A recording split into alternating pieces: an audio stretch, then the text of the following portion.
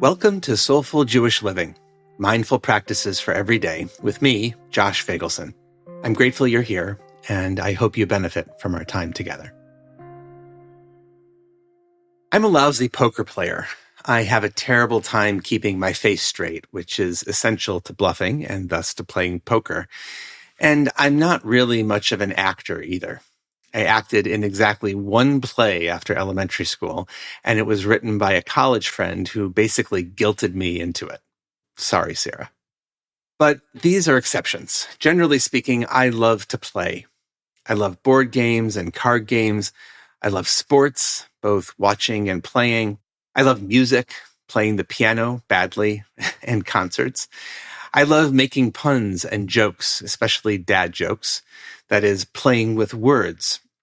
And since I'm always on brand, every morning I play all of the New York Times word games. All of them. Play hard, work hard. That's my motto. One of my strongest memories from childhood is the play that happened around Passover. There was getting ready for the play, sitting down with my dad, going through the Haggadah, and helping him figure out who would read which parts of the script. There was the playing that happened the night before the holiday, when he would put out 10 pieces of bread around the house, and with a candle in one hand and a wooden spoon and feather in the other, my brothers and I would search through the house looking for them. There was the play that happened at the Seder itself, when he would hide the afikomen and we'd race to find it. Passover was a playful time. For the ancient rabbis who wrote the Haggadah, Passover was a night for wordplay. The Seder was a time to play with the meanings of words, to explore their possibilities, to uncover new understandings, even to make corny dad jokes, or even worse, rabbi dad jokes. Ask my kids, it's painful. There's actually a long section of the Haggadah that's all about making this kind of wordplay on a biblical passage. As an adult and a rabbi, I've come to appreciate that this emphasis on play at Passover is actually about something much deeper than just having fun. When you get down to it, playfulness is an expression of freedom.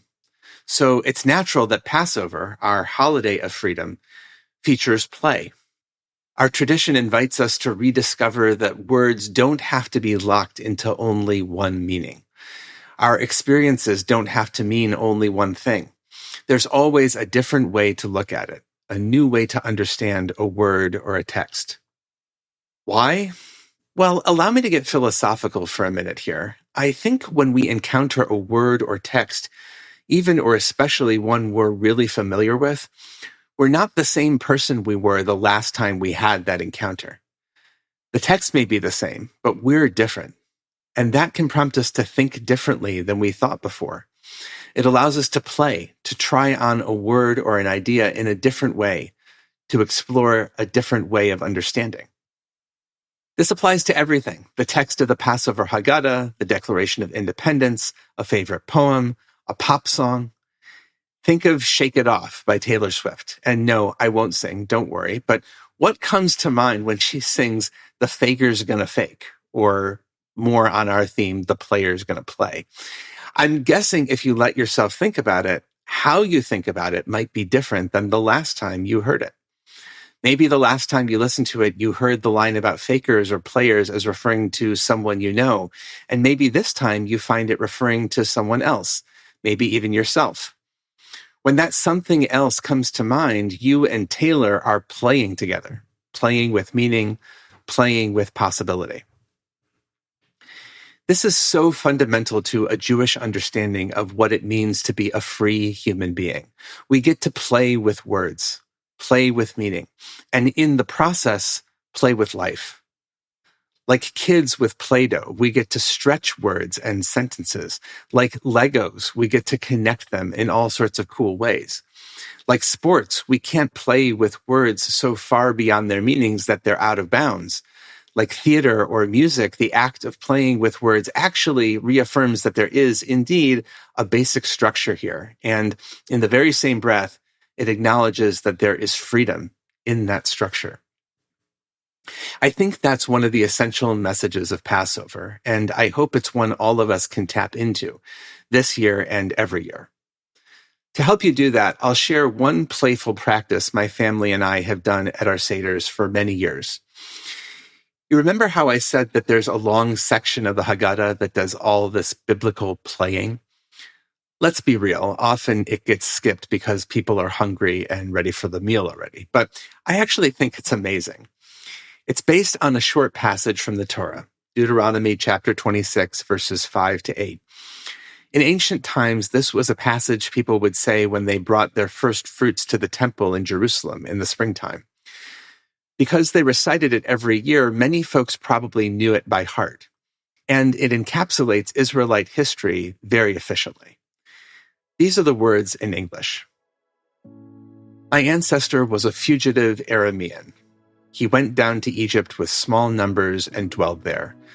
But there he became a great and very populous nation. The Egyptians dealt harshly with us and oppressed us.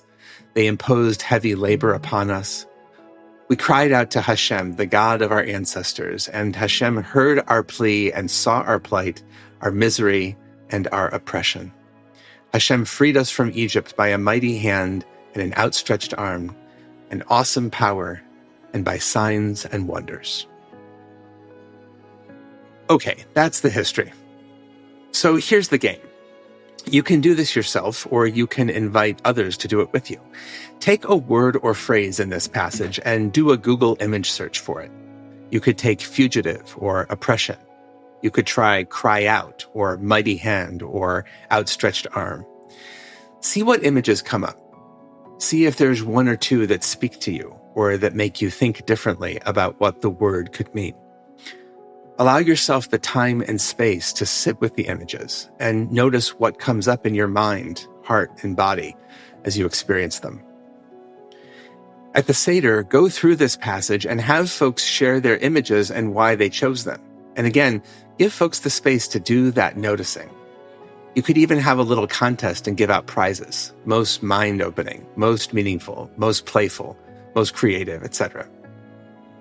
I've done this playful practice for years, and in some years, it's the centerpiece of our Seder.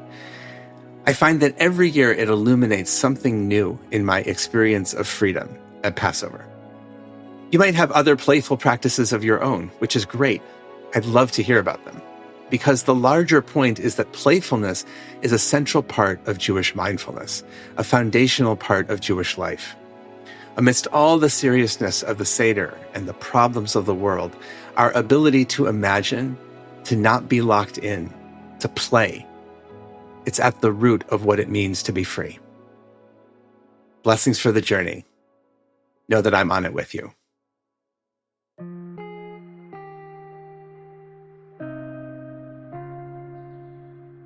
Thank you for joining us for Soulful Jewish Living, Mindful Practices for Every Day, a production of Unpacked, a division of OpenDor Media, and the Institute for Jewish Spirituality. This episode was sponsored by Jonathan and Corey Califer and the Somerset Patriots, the Bridgewater, New Jersey-based AA affiliate of the New York Yankees. If you like this show, subscribe, give us 5 stars, and write us a review on Apple Podcasts. Check out Jewish Unpacked for everything Unpacked related, and subscribe to our other podcasts, and check out the Institute for Jewish Spirituality.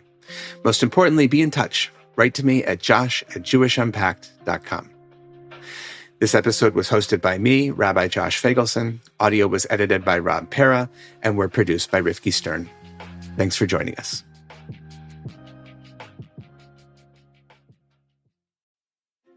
Hi, everyone. Want to hear an amazing statistic? 50% of American Jews believe in a higher power, but they don't believe in the God of the Bible. So chances are 50-50 that you're one of them.